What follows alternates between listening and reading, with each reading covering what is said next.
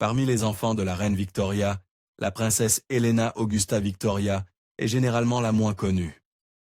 Femme extrêmement discrète, la majeure partie de ce que nous savons sur la princesse Helena provient des journaux de sa mère.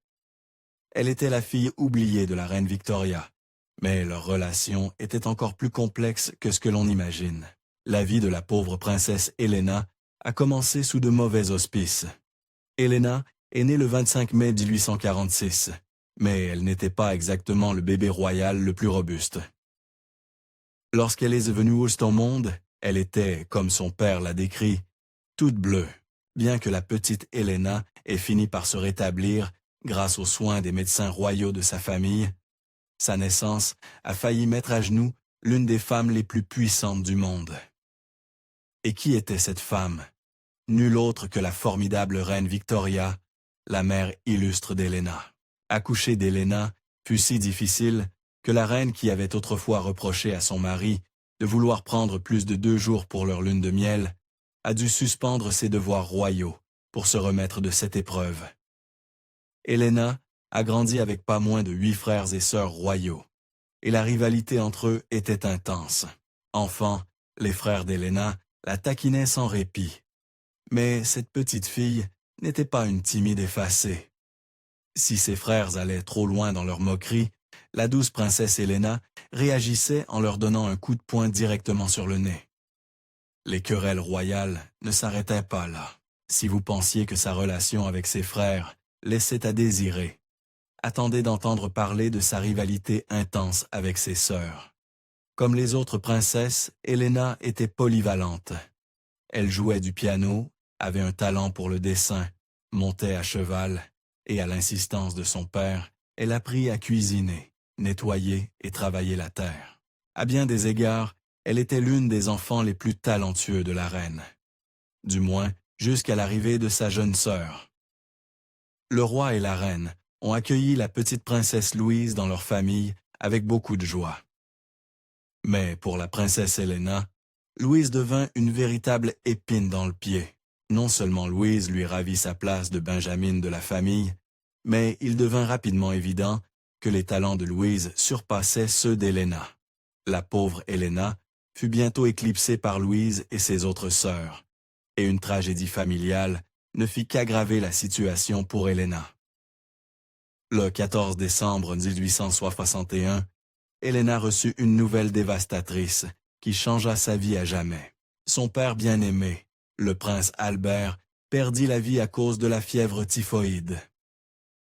Toute la famille d'Helena pleura profondément, Helena écrivant à une amie « J'adorais papa. Je l'aimais plus que tout sur terre. Il était mon aide et mon conseiller. Ces heures étaient les plus heureuses de ma vie. Mais maintenant, tout est fini. » Ce que fit sa mère ensuite rendit le chagrin d'Helena encore plus difficile à supporter. Dans son deuil, la mère d'Helena ordonna à Helena et au reste de ses sœurs de quitter Windsor. L'ensemble de la maison royale déménagea à Osborne House, où ils entamèrent une période de deuil et d'isolement du public. En cette période de chagrin, Helena aurait dû pouvoir compter sur sa famille pour trouver du soutien, mais leur relation dysfonctionnelle rendit cela impossible. Au contraire, les actions de sa mère rendirent Helena encore plus seule. Sans le soutien de son mari, la reine s'appuya uniquement sur la princesse Alice, la sœur aînée d'Helena, comme secrétaire officieuse. La princesse elle-même avait besoin d'aide, et en tant que suivante dans l'ordre d'âge, Helena était le choix évident. Sa mère n'était pas d'accord, jugeant Helena trop inadaptée en raison de sa tendance à fondre en larmes. Pour ajouter l'insulte à l'injure, la reine choisit la sœur cadette d'Helena, Louise, comme assistante à sa place. Laissée seule, Helena se retrouva bientôt dans un monde de problèmes. Isolée de sa famille dans sa propre maison, il n'est pas surprenant qu'Helena ait cherché l'amour et l'affection ailleurs. Malheureusement, Helena trouva cette affection en la personne de Karl Ruland. Cette romance était vouée à l'échec dès le départ. Non seulement Ruland était l'ancien secrétaire particulier de son père, mais il était environ 13 ans plus âgé qu'elle.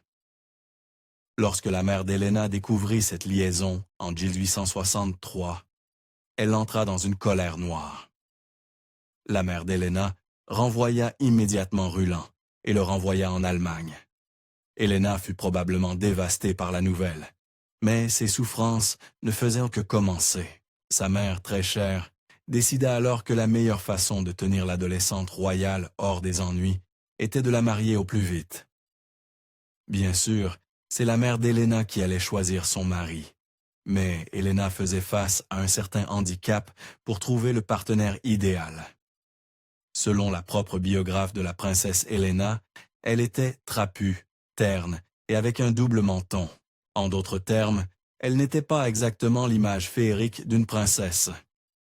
Être une enfant du milieu rendait également difficile la conclusion d'une bonne alliance matrimoniale. Helena avait déjà une tonne de facteurs incontrôlables contre elle, mais sa mère ajouta une condition supplémentaire qui rendait le mariage d'Helena difficile à accepter. Voyez-vous, la mère d'Helena avait marié sa sœur aînée en 1862, ce qui força Helena à endosser le rôle de secrétaire officieuse de la reine. À la surprise de sa mère, Helena excella dans son travail et se révéla être une excellente compagne pour la reine. En conséquence, la mère d'Helena stipula que tout homme souhaitant épouser Helena devait emménager avec elle. Comme vous pouvez l'imaginer, très peu d'hommes répondaient à ces critères stricts, et celui qui le fit déchira involontairement la famille royale. L'homme choisi pour Helena était le prince Christian de Schleswig-Holstein. Ce mariage posait plusieurs problèmes. Le prince Christian était assez pauvre. Il était beaucoup plus âgé qu'Helena, et les duchés de sa famille étaient disputés par la Prusse et le Danemark. La sœur aînée d'Helena, la princesse héritière, soutenait ce mariage, tandis qu'Alice s'y opposait ouvertement. Elles n'étaient pas les seules à se disputer au sujet de ce mariage proposé. Alexandra du Danemark, la belle-sœur d'Helena et fille du roi du Danemark, était particulièrement outrée par ce mariage. Elle estimait que les terres en litige appartenaient à son père. Pour la belle-sœur d'Helena, la décision de la reine de marier Helena à Christian était rien moins que scandaleuse. Inutile de dire que le mariage d'Helena avec Christian fut un énorme scandale politique. Mais qu'avait à dire Helena elle-même à ce sujet? Malgré la différence d'âge, tout le tumulte politique et le drame familial causé par ce mariage proposé, Helena et Christian étaient heureux.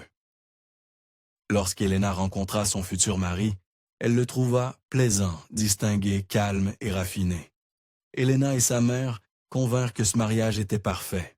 Le mariage eut lieu, mais il ne fit rien pour améliorer la position d'Helena au sein de la famille royale. Le mariage d'Helena, le 5 juillet 1866, fut un désastre.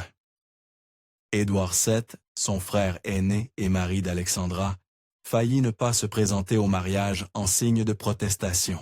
Ensuite, l'un des invités eut une crise de goutte soudaine, et pour couronner le tout, un autre invité royal commenta qu'Helena semblait épouser un oncle âgé. Ce n'était pas exactement un début prometteur pour leur nouvelle vie ensemble, et la fracture au sein de la famille ne fit que s'élargir. N'importe quel mariage ordinaire aurait succombé face à tout ce drame familial. Mais Helena et son nouveau mari défièrent toutes les attentes en ayant un mariage relativement paisible.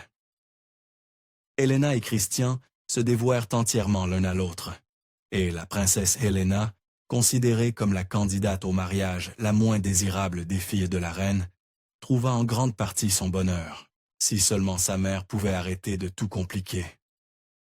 Bien qu'Helena ait promis de rester proche de la reine après son mariage avec Christian, tenir cette promesse était presque impossible. 1 an après son mariage avec Christian, Helena tomba enceinte. Jonglant avec les responsabilités d'être la meilleure amie secrétaire personnelle de sa mère, et les devoirs d'être une épouse, ainsi que la tension physique d'être enceinte, devint trop lourde à porter, et son corps commença à lui faire défaut. Comme sa mère, Helena eut de nombreux enfants en succession rapide. Elle donna naissance à Christian Victor en 1867, suivi d'Albert en 1869, Helena Victoria en 1870 et Mary Louise en 1872. Être constamment enceinte était difficile pour le corps d'Helena. Ajoutez à cela sa santé défaillante, et il n'est pas surprenant qu'Helena soit constamment malade. Sa mère n'était pas exactement compatissante face à cette situation. Loin d'éprouver de l'empathie pour Helena, la reine l'accusa, en réalité, de hypocondrie, qu'elle prétendait être encouragée par Christian. Helena avait pourtant de bonnes raisons de s'inquiéter constamment de sa santé. Entre 1869 et 1871, Helena souffrit de crises de maladies, incluant des rhumatismes, des douleurs articulaires et une grave congestion pulmonaire. De plus, un problème de santé plus grave et sinistre s'avéra être le plus préoccupant de tous. En plus de ses nombreux problèmes de santé, Helena souffrait d'une dépendance aux substances. Ses substances de prédilection étaient l'opium et le laudanum, prescrits par un médecin. Malgré sa dépendance, Helena tenta de se construire une vie loin de la cour et de sa mère autoritaire. Être loin de sa mère donna à Helena un peu de répit, mais sa vie n'était pas à l'abri des malheurs.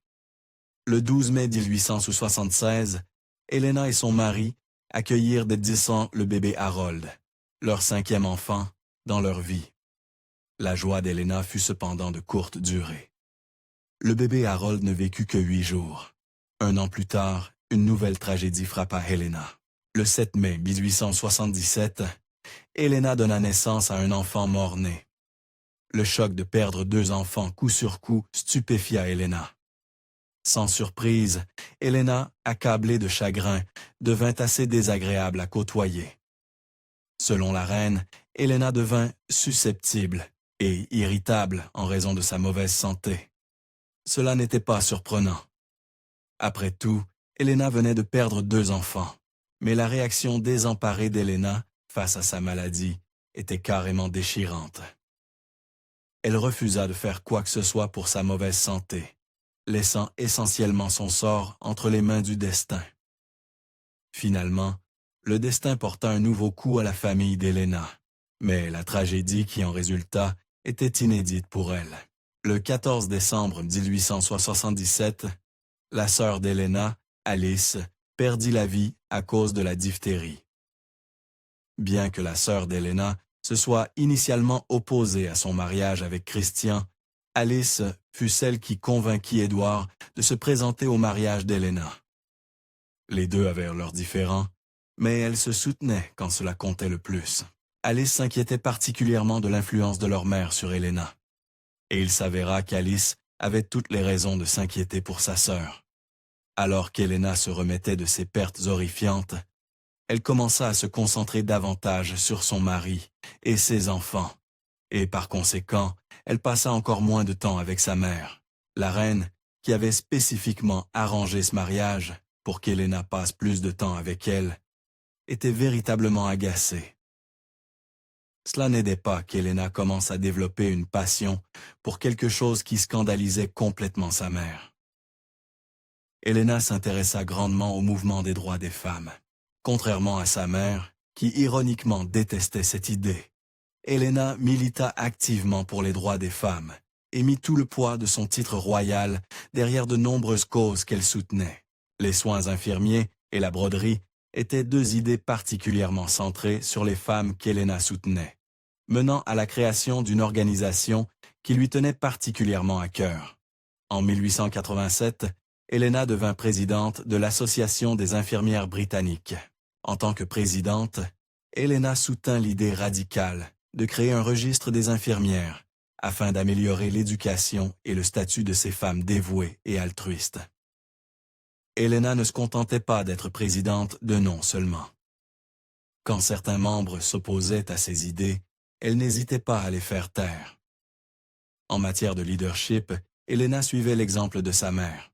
Elle dirigeait les organisations qu'elle présidait avec une efficacité brutale. Quand quelqu'un remettait en question ses ordres, Helena répondait simplement « C'est mon souhait, cela suffit ». En public, Helena rayonnait de pouvoir et de confiance. Personne ne savait qu'en privé, Helena endurait une agonie incroyable. En 1894, sa dépendance à l'opium était hors de contrôle. Les choses de l'Uno devinrent si graves que même sa mère le remarqua et s'inquiéta énormément. Le mari d'Elena finit par supplier le médecin de la sevrer de cette habitude. Quand Elena le découvrit, elle fut absolument furieuse. Incapable de faire face sans son opium, Elena exigea que le médecin lui fournisse encore plus de drogue. En réponse, il la coupa net. Bien sûr, Elena tomba gravement malade à cause du sevrage et se plaignit même de perdre la vue. Finalement, avec l'encouragement de sa sœur aînée, Elena surmonta sa dépendance à l'opium. Ce fut une réalisation personnelle incroyable pour Elena. Mais un événement familial tragique coupa court à sa célébration. En 1900, le fils aîné d'Elena était un jeune homme très ambitieux. Déterminé à se tailler une place dans le monde, le fils d'Elena rejoignit l'armée britannique, participa à des combats et finit par devenir major. Inutile de dire qu'Elena était extrêmement fière de son fils aîné et ne pensa rien de particulier lorsqu'il partit pour une nouvelle aventure en Afrique du Sud. Ce qu'elle ignorait, c'est que ce serait la dernière fois qu'elle verrait son fils. Le 25 octobre 1900, la mère d'Elena reçut un télégramme inquiétant. Le fils aîné d'Elena avait contracté la malaria en Afrique du Sud et était gravement malade. 5 jours plus tard, Elena reçut un second télégramme, mais la nouvelle, cette fois, était bien pire. Son fils avait perdu la vie à cause de la maladie. Elena parvint à supporter cette terrible nouvelle relativement bien, mais sa mère, non. La mère d'Elena, déjà très âgée à ce moment-là, ne prit pas bien la nouvelle du décès de son petit-fils. Sa santé déclina rapidement. Elena et Béatrice, sa sœur cadette, passèrent leur journée au chevet de leur mère, regardant leur mère dépérir. Le 22 janvier 1901, la mère d'Elena respira son dernier souffle. Une nouvelle ère commença avec le décès de la reine, mais pour Elena, le décès de sa mère signifia plus de drames familiaux et de calamités personnelles. 1901 ne fut pas une bonne année pour la famille d'Elena. Sa sœur aînée, la princesse héritière, avait 60 ans et était elle-même extrêmement malade. Elena reçut de nombreuses lettres graphiques de sa sœur malade, décrivant la douleur atroce qu'elle ressentait constamment, mais elle pouvait faire peu pour l'aider. En août de cette année-là, la douleur fut trop forte pour la sœur d'Elena, et la maladie lui ôta la vie. Les frères et sœurs d'Elena disparaissaient de sa vie un par un, mais la perte d'Édouard la toucha particulièrement durement. Avec le décès de la mère d'Elena, un nouveau monarque arriva, Édouard VII, accompagné de sa femme, Alexandra du Danemark. Le frère d'Elena ne maintenait pas de lien étroit avec elle, et la jalousie extrême de sa femme envers la famille royale n'encourageait pas vraiment une relation fraternelle proche entre elle et Édouard. Alexandra était également toujours furieuse contre Elena pour avoir épousé Christian, et elle s'assura de frapper Elena là où ça faisait mal. À travers toutes les douleurs et souffrances qu'Elena endura au cours des dernières années, elle parvint tout de même à assumer ses fonctions de présidente du service de soins infirmiers de l'armée. Alexandra, en devenant reine, développa un intérêt soudain et suspect pour les soins infirmiers et insista pour remplacer Elena comme présidente. Les choses entre Elena et la nouvelle reine devinrent rapidement très tendues. Cette proposition creusa un fossé profond entre Elena et Alexandra, et, par conséquent, rendit la relation d'Elena avec son frère aîné encore plus difficile. Malheureusement, Elena n'avait pas grand-chose à dire sur la question. Conformément à son rang, elle démissionna de son poste et passa les rênes à Alexandra. Toujours fidèle à son devoir de princesse, Elena continua à soutenir la monarchie, mais elle ne servit pas le nouveau roi seul. Elena n'était pas le seul membre de la famille à souffrir de dépendance. Son frère aîné et roi nouvellement couronné, Édouard VII, fumait comme une cheminée, et cela finit par le mener à sa tombe. Le 6 mai 1910, après seulement 9 ans de règne, le frère d'Elena subit plusieurs crises cardiaques et trouva la mort. 4 ans plus tard, la Première Guerre mondiale éclata en Europe, et la famille d'Helena fut une fois de plus plongée dans des conflits personnels. Comme son fils aîné, Albert rejoignit l'armée, mais pas l'armée britannique. Au lieu de cela, le fils d'Helena était dans l'armée prussienne. Lorsque la Première Guerre mondiale éclata, le fils d'Helena travailla sous les ordres des Allemands, combattant du côté opposé à Helena et à sa patrie. Coupée de son fils, Helena ne pouvait que attendre la fin de la Première Guerre mondiale, qui lui apporta une autre nouvelle choquante. Aucun des enfants d'Helena n'avait eu d'enfant, et en 1917, Helena s'était résignée à ne jamais devenir grand-mère. Mais tout cela changea lorsqu'Albert admit avoir eu une liaison secrète qui donna naissance à une fille nommée Valérie Marie. Bien qu'il n'ait jamais révélé l'identité de la mère de la fillette. De la manière la plus déchirante possible, Helena avait maintenant une petite fille. Helena avait besoin de quelque chose pour détourner son esprit d'Albert et de son scandale.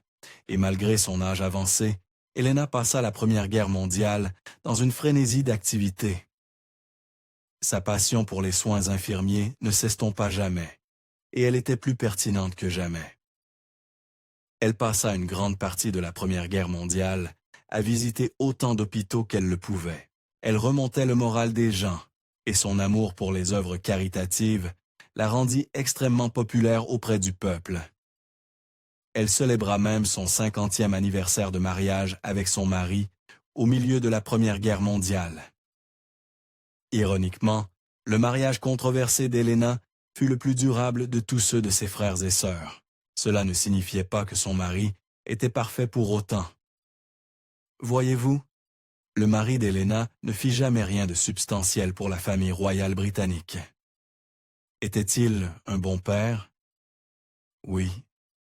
Un excellent mari? Bien sûr.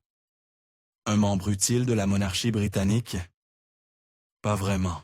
Même après des années à vivre avec la famille d'Helena, le mari d'Helena fit peu pour aider la princesse dans ses devoirs royaux. Mais cela ne rendit pas ce qui suivit moins douloureux pour elle. En 1917, après des années et des années de mariage, le mari d'Helena perdit la vie à l'âge de 86 ans.